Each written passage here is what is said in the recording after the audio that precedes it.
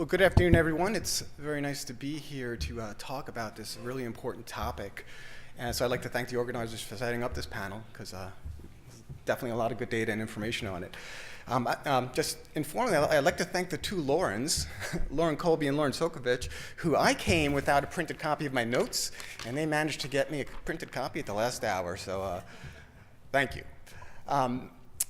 So this is a great pairing of papers. They complement each other quite lusty, so I'll be talking a little bit about that. And I'm also going to take it in reverse order. I'm going to talk about the Lester et al. Paper first, and then the Lusardi et al. Paper.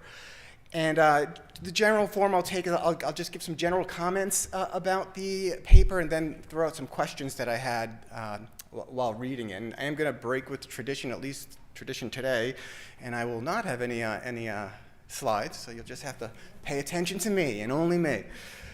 So the second paper, just the data is really impressive, clearly valuable, and as Anne noted, they're just scratching the surface here.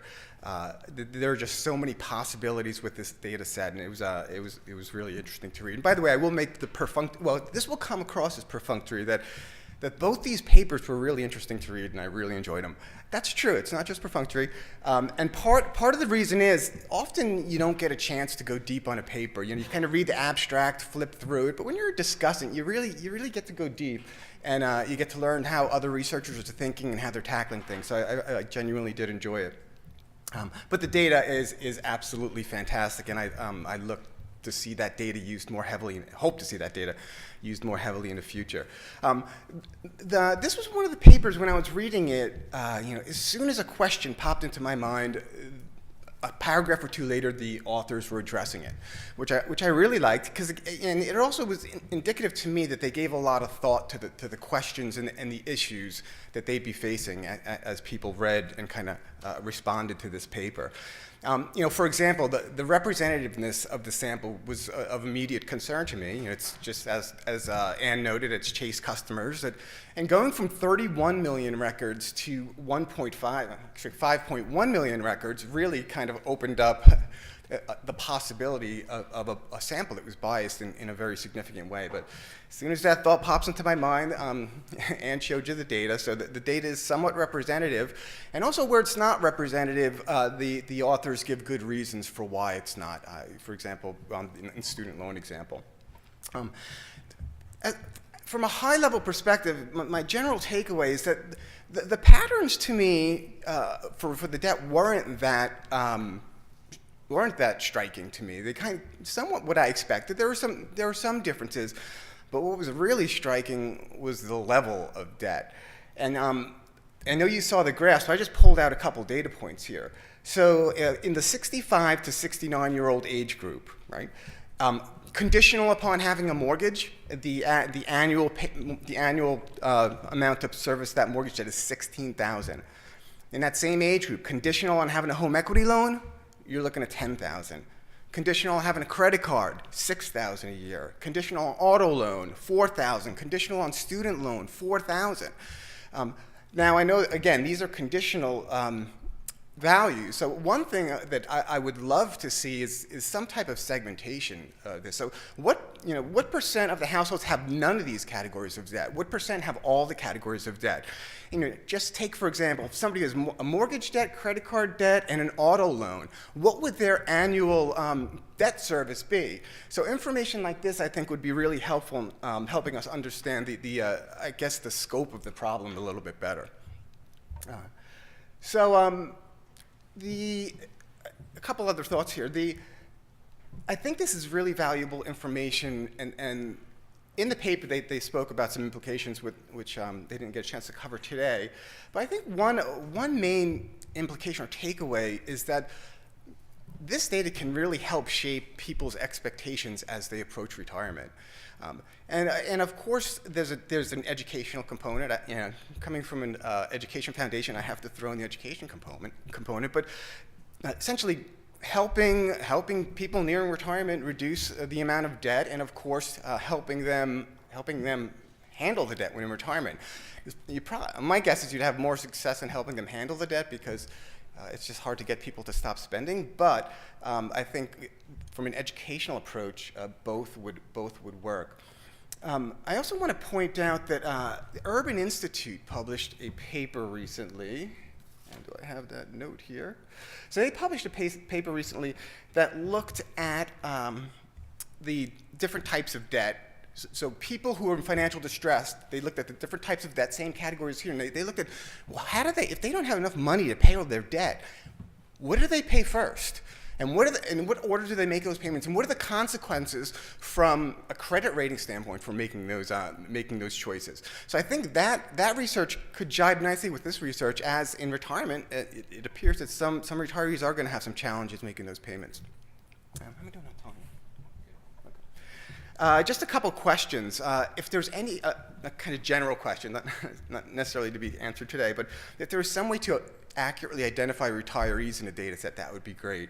And I know this is just kind of expense data, but if you had kind of inflows into the accounts, your savings account, you could see, or checking account, you could see if money was coming from the Social Security Administration, you'd at least know that. So if there's some way to identify beyond age gets a little tricky. 65 and over with downshifting to retirement and one person in the house over retiring, it gets a little tricky. So I think age is a rough proxy, but you could obviously use that. What are you doing? It's just messy. That's good. It's good to know. And another question I have, just general question, is I'm getting, based on the changes that were made to student loan lending in 2010, I'm betting most of the student loan debt is actually private student loans, but I'm not sure about that. But I think that's an important question because, well, first, a very small percentage of student loans are private, and they have very different characteristics associated with those loans. I think that's an important topic to address. And I think that is my comments on that paper. It was an excellent paper, and I really enjoyed reading it. The Lusardi et al., and as I just said that, I realized I probably shouldn't say et al. When one of the et al. Is sitting right in front of me, and is the host of the conference. So I'm going to say Lusardi, Mitchell, and Ojero. I had to ask. I learned how to pronounce Noemi's first name years ago, but I just learned how to pronounce her last name today, Ojero. So you wouldn't know that I have a fair amount of Italian in me, but in any event, so they use data from the National Financial Capability Study, and they use it quite creatively. They talked about the 2015 wave, but they actually used data from the 2009 wave as well. And this paper was a nice complement to the previous paper, because the previous paper got at the what. What are the patterns? What are the levels of debt?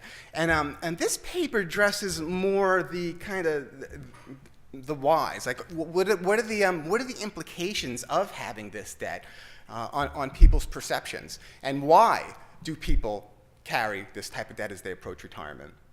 Now, I will say the paper covered a lot of territory. Not that it was overly long, but there was a lot of topics in the paper. So kind of one thought would be that I think this could be two papers if you want to squeeze an extra publication out of it. I'm going to focus on kind of what I found most interesting, which is the factor analysis and the regressions dealing with indicators of financial distress. And so the factor analysis clearly links types of debt to perceptions of financial distress, which I think is really important. I mean, in some ways it's an intuitive kind of, so you'd intuitively think that, but until you have the data, it's just intuitive. So and the data is very clear that, at least in the factor analysis, that these things are linked.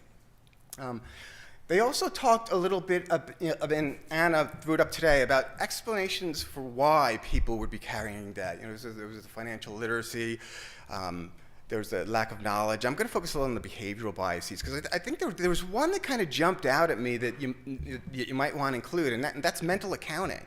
You have people you have people with carrying credit card debt in one account, and people saving for retirement in another account, and never the two mental accounts shall meet.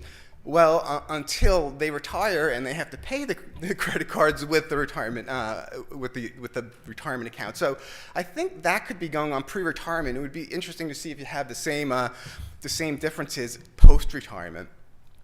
Just some questions for to wrap up with some questions, just general questions. So there were two factors in the factor analysis.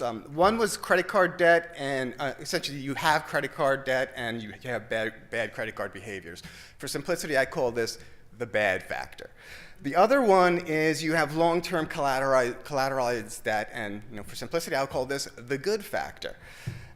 So financial distress loads positively on the bad factor, and either not at all or very in a very small way on the good factor, which I think is great. And I'll finally get to my question is, why only two factors? There really wasn't an explanation for why there were just two factors. There was no scree plot. There was really no discussion about the factor analysis and how they came to that solution. There's a little bit on it, like the type of rotation they use and things like that. But there's not a lot about how they settled on two factors. So I throw that out there. And also, could there be a third factor? Because one of the variables, I think perceptions of debt loads on both factors pretty evenly, so just something to think about. The probit regressions were great. Those were the regressions that used demographics and then financial literacy to predict financial distress. Kind of one thought, I was focusing particularly on the financial literacy aspect of it.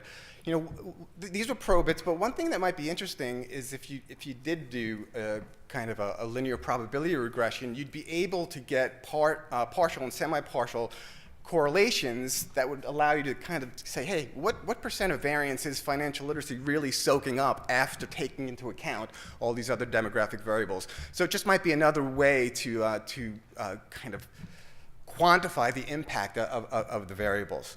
I have another minute or two left, so just a comment on the Big Five.